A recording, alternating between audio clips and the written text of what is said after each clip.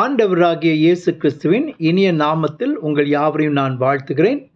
கிறிஸ்துவுக்குள் பிரியமானவர்களே, இந்நாளிலும் புத்தாண்டிற்கான சிறப்பு வாக்குத்தத்த செய்தியை உங்களோடு பகிர்ந்து கொள்ள ஆண்டவர் கொடுக்கிற இந்த வாய்ப்புக்காக ஆண்டவருக்கு நன்றி சொல்கிறேன். இந்த வாக்குத்தத்த செய்தியின் தலைப்பு, பயத்தை நீக்கி போடுகிற கர்த்தர். The Lord who casts out fear. கண்களை மூடி நாம் ஜெபிப்போம். உங்கள் கண்மலையும் மீட்பெருமாகிய கர்த்தாவே, என் வாயின் வார்த்தைகளும் எங்கள் இருதயத்தின் தியானமும் உம்முடைய சமூகத்தில் பிரீதியாக இருப்பதாக. ஆமென். ஏசாயா 41:10, நீ பயப்படாதே, நான் உன்னுடனே இருக்கிறேன். Isaiah 41:10 in ESV, fear not, for I am with you. பிரியமானவர்களே, முதலில் உங்கள் அனைவருக்கும் எங்கள் குடும்பத்தின் சார்பில் இனிய புத்தாண்டு வாழ்த்துதல்களை தெரிவித்துக் கொள்கிறேன். இப்புதிய ஆண்டு 2026 உங்கள் அனைவருக்கும் மகிழ்ச்சியான, வளமான, ஆசீர்வாதமான ஆண்டாக அமைய இறைவனை வேண்டுகிறேன்.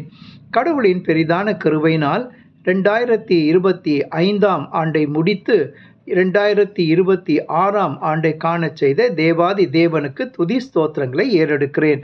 கடந்த ஆண்டு முழுவதிலும் நம்மை கண்மணி போல பாதுகாத்து சுகம், பலன், ஜீவனை அருளி பலவிதமான சூழ்நிலைகளை கடந்து சென்ற போதும் நம்மை கரம் பிடித்து வழிநடத்தி தப்பி கரை சேரும்படி செய்து நாம் நாடின துறைமுகமாகிய 2026ஆம் ஆண்டில் நம்மை கொண்டு வந்து சேர்த்திருக்கிற கடவுளுக்கு நன்றி ஸ்தோத்திரம். இந்நாளிலும் இப்புத்தாண்டிற்கான சிறப்பு வாக்குத்தத்த செய்தியாக, பயத்தை நீக்கி போடுகிற கர்த்தர், The Lord who casts out fear என்கிற செய்தியை உங்களோடு பகிர்ந்து கொள்ள விரும்புகிறேன். இச்செய்தி அனைவருக்கும் ஆசீர்வாதமாக இருப்பதாக. நாம் வாழ்ந்து கொண்டிருக்கும் இக்காலகட்டத்தில் நடைபெறுகிற அனைத்து நிகழ்வுகளும் நம்மை அச்சுறுத்துகிற, பயம் கொள்ள செய்கிறதாக காணப்படுகிறது என்றால் அது உண்மையே. சண்டைகள், தீமையான காரியங்கள், வியாதிகள், இயற்கை சீற்றங்கள் ஏற்படுத்தும் பேர் அழிவுகள், வன்முறைகள், பலவிதமான குற்றங்கள், பாலியல் குற்றங்கள் உட்பட கவலைகள், சந்தேகங்கள், இருள், அறியாமை, விலங்குகள், சிறு பூச்சிகள், இன்னும் பல காரியங்கள் நம்மை பயத்தின் பிடியில் வைத்திருக்கிறது. இவைகள் மட்டுமல்ல, ஒரு புதிய ஆண்டின் துவக்கத்தில் அவ்வாண்டு எவ்வாறு காணப்படுமோ, அதில் என்ன நடக்குமோ என்ற எதிர்காலத்தை குறித்ததான பயம் ஏற்படுவது இயல்பானதொன்றாகும். இப்படிப்பட்ட தருணத்தில் பயத்தை நீக்கி போடுகிற கர்த்தர் என்ற செய்தி நம்மை உற்சாகப்படுத்தும் என்று கர்த்தருக்குள் நம்புகிறேன். பயம் என்பது யாரோ ஒருவராலோ அல்லது ஏதோ ஒன்றாலோ ஆபத்து, கஷ்டம், வேதனை, துயரம், மிரட்டல் ஏற்படும் என்ற விரும்பத்தகாத உணர்வு ஆகும். ஏதோ ஆபத்தான, அச்சுறுத்துகிற, வலி தருகிற ஒன்று ஏற்பட போகிறது அல்லது ஏற்படும் என்ற உணர்வு. சத்ருவாகிய சாத்தான் பயன்படுத்தும் வல்லமையான கருவிதான் பயம். நம் மனதிலும் இதயத்திலும் சந்தேகம், கவலை, அச்சம் என்கிற விதையை விதைப்பதே சாத்தானாகிய சத்ருவின் வேலை. அதனால் கடவுள் யார் என்றும் கிறிஸ்துவுக்குள் நாம் யார் என்றும் மறந்து போக செய்து நமது பார்வையில் கடவுளின் அன்பு, வல்லமை இவற்றை குறைத்து காட்டுவான். ஆனால் இந்நாளின் செய்தியின் தலைப்பின்படி, பயத்தை நீக்கி போடுகிற கர்த்தர், சாத்தான் எப்படிப்பட்ட பயத்தை ஏற்படுத்தினாலும் கர்த்தர் அதை நீக்கி போட்டு நம்மை விடுவிப்பார் என்பதாகும். இந்நாளின் செய்தியின் தொடர்பாக ஒரு சில அம்சங்களை உங்களோடு பகிர்ந்து கொள்ள விரும்புகிறேன். நம்மை அச்சுறுத்துகிற பயத்தை கர்த்தர் நீக்கி போட நாம் செய்ய வேண்டியவை என்ன? கீழ்கண்ட விலை மதிப்பற்ற பொன்னான விதிமுறைகளை பின்பற்ற வேண்டும். Precious 5 golden rules. அதை எளிதில் நினைவு வைத்துக்கொள்ள அதில் ஆங்கில எழுத்து P-ஐ பயன்படுத்துகிறேன். முதலாவது P, Presence of God, கடவுளின் பிரசன்னம். ஏசாயா 41:10, யோசுவா 1:5-9, உபாகமம் 31:8, எபிரெயர் 13:5 ஆகிய இவ்வசனங்களில் கடவுளின் பிரசன்னம் எப்போதும் நம்மோடு இருக்கிறது என்ற வாக்குத்தத்தங்களை படிக்கிறோம். மோசே மரித்த பிறகு யோசுவாவை இஸ்ரவேல் மக்களை வழிநடத்தி செல்ல கர்த்தர் தெரிந்து கொண்டார். இஸ்ரவேல் மக்களை மோசே வழிநடத்திய போது யோசுவாவும் மோசேயுடன் இருந்து உதவி செய்ததால் இஸ்ரவேல் மக்கள் கீழ்ப்படியாத, வணங்கா கழுத்துள்ள, முறுமுறுக்கிற, அதிகாரத்தை எதிர்ப்பவர்கள் என்று அறிந்திருந்தான். எனவே இயல்பாக ஏற்படும் பயத்தினால் நிறைந்து தயங்கி அவன் காணப்பட்டபோது, கர்த்தர் அவனை உற்சாகப்படுத்தும் வகையில் பலம் கொண்டு திடமனதாயிரு. நான் மோசேயோடு இருந்தது போலவே உன்னோடும் இருப்பேன். நான் உன்னை விட்டு விலகுவதும் இல்லை, உன்னை கைவிடுவதும் இல்லை என்று கூறுகிறார். யோசுவா 1:5-9, உபாகமம் 31:8. எனவே யோசுவா பயம் நீங்கி அவர்களை உற்சாகமாக வாக்குத்தத்தம் பண்ணப்பட்ட கானான் தேசத்திற்கு வழிநடத்தி சென்றான். மற்றும் ஏசாயா 41:10 நீ பயப்படாதே, நான் உன்னுடனே இருக்கிறேன், திகையாதே, நான் உன் தேவன் என்று கூறுவதை நாம் படிக்கிறோம். அதை போலவே தாவீதும் தேவன் தன்னோடு இருப்பதால் தான் மரண இருளின் பள்ளத்தாக்கிலே நடந்தாலும் பொல்லாப்பிற்கு பயப்பட மாட்டேன் என்று தைரியமாக கூறுவதை சங்கீதம் 23:4 படிக்கிறோம். மேலும் சங்கீதம் 46:1-3 வரை உள்ள வசனங்களில் தேவன் நமக்கு அடைக்கலமும் அனுகூலமான துணையுமாய் இருப்பதால் நாம் பயப்படோம் என்று கூறுகிறார். அச்சூழ்நிலைகளின் மத்தியில் அதன் நடுவில் அவர் இருக்கிறார் என்று நாம் படிக்கிறோம். சங்கீதம் 46:5. அநேக வேளைகளில் இப்படிப்பட்ட ஆபத்தான சூழ்நிலைகளில் தேவ பிரசன்னம் நம்மோடு இருக்கிறது என்பதை முற்றிலும் மறந்து போய் பயப்படுகிறோம். இயேசுவை நோக்கி கடலில் நடந்த பேதுரு காற்று பலமாய் இருக்கிற சூழ்நிலையை கண்டு பயந்து அமிழ்ந்து போகையில் ஆண்டவரே என்று கூப்பிட்டான். மத்தேயு 14:30. இயேசுவோடு படவில் சென்ற சீடர்களும் பலத்த சுழல் காற்று ஏற்பட்டு படவின் மீது அலைகள் மோதிய போது தாங்கள் அழிந்து போய் விடுவோம் என்று பயந்தனர். மார்க் 4:37. நம்மை அச்சுறுத்தும் சூழ்நிலைகளின் மேல் நம் கவனத்தை வைக்காமல் கர்த்தரின் பிரசன்னத்தை உணர்ந்து சங்கீதம் 118:6 நாம் படிப்பது போல் கர்த்தர் என் பட்சத்தில் இருக்கிறார், நான் பயப்படேன் என்று சொல்வோமாக.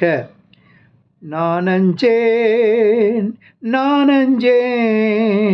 என் நேசர் என்னோடு இருப்பதால்.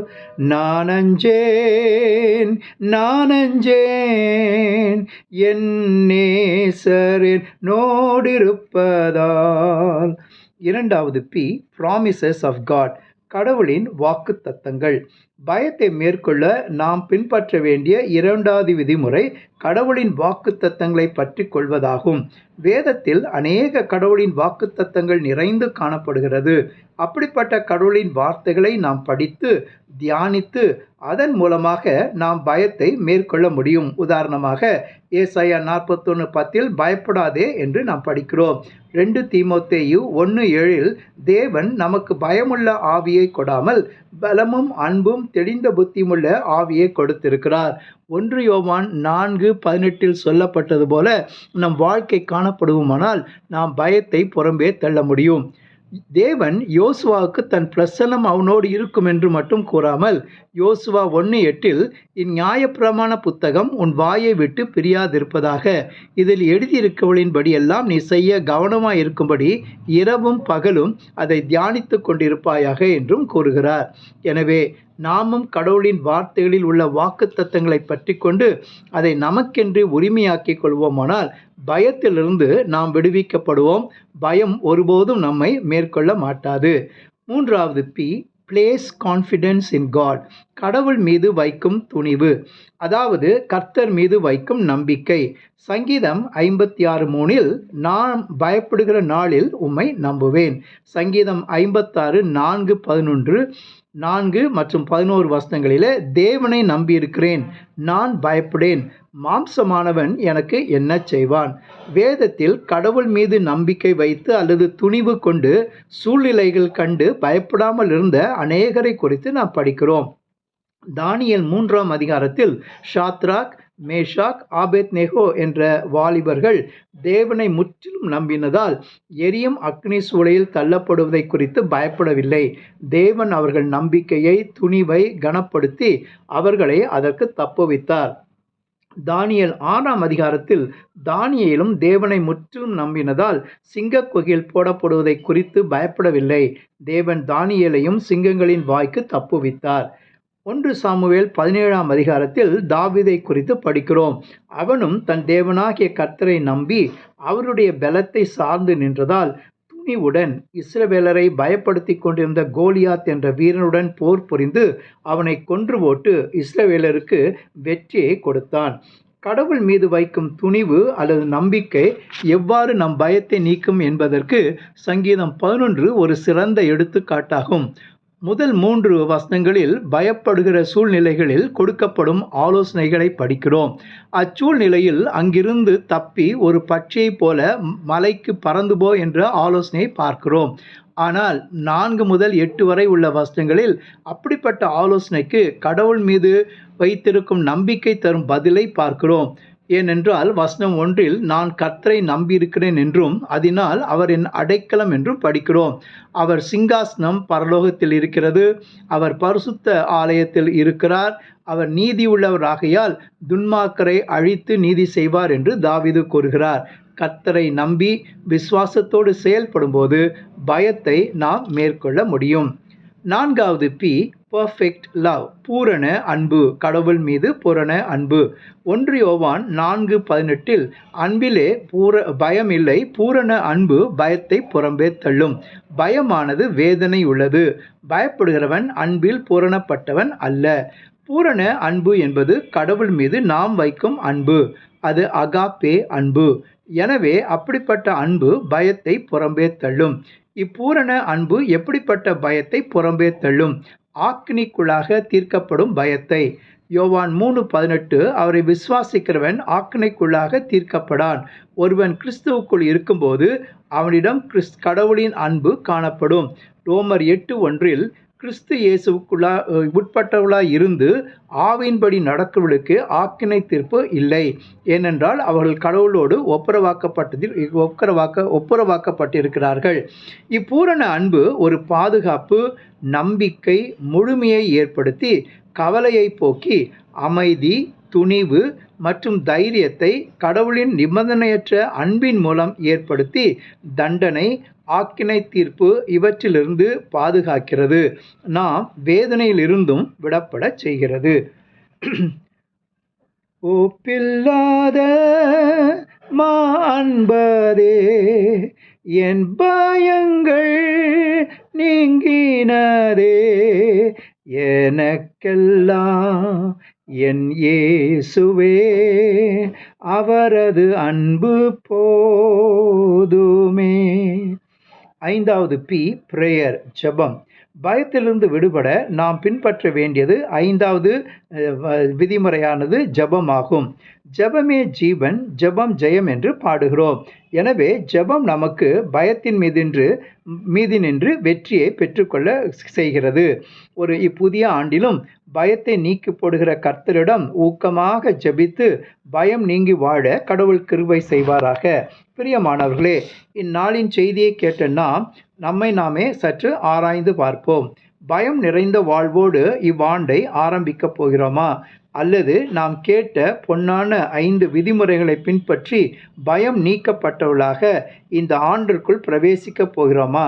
சிந்தித்து சரியான முடிவை எடுத்து செயல்பட்டு பயம் நீங்கி வாழும் கிருபையை கடவுள் நம் ஒவ்வொருவருக்கும் தந்தருள்வாராக. இறுதியாக ஒன்று சொல்லி முடிக்க விரும்புகிறேன்.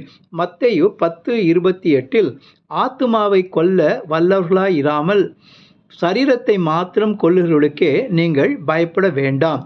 ஆத்துமாவையும் சரீரத்தையும் நரகத்திலே அழிக்க வல்லவருக்கே பயப்படுங்கள். எனவே மனிதர்களுக்கு பயப்படாமல் கர்த்தருக்கு ஏற்ற பயத்துடன் இப்புதிய ஆண்டில் நாம் வாழ்ந்து கர்த்தருடைய வருகையில் நித்திய ஆக்கினை தீர்ப்பு அடையாதபடி அவரது வல்லமையால் நம்மை காத்துக்கொள்ள கடவுள் கிருபை செய்வாராக. ஜெபம்.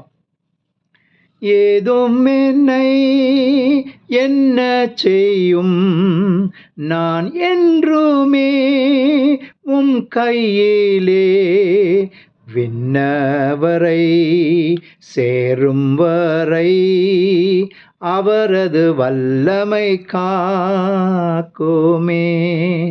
எங்கள் அன்பின் பரிசுத்த தகப்பனே, இந்நாளிலும் பயத்தை நீக்கி போடுகிற கர்த்தர் என்ற செய்திக்காக உமக்கு நன்றி.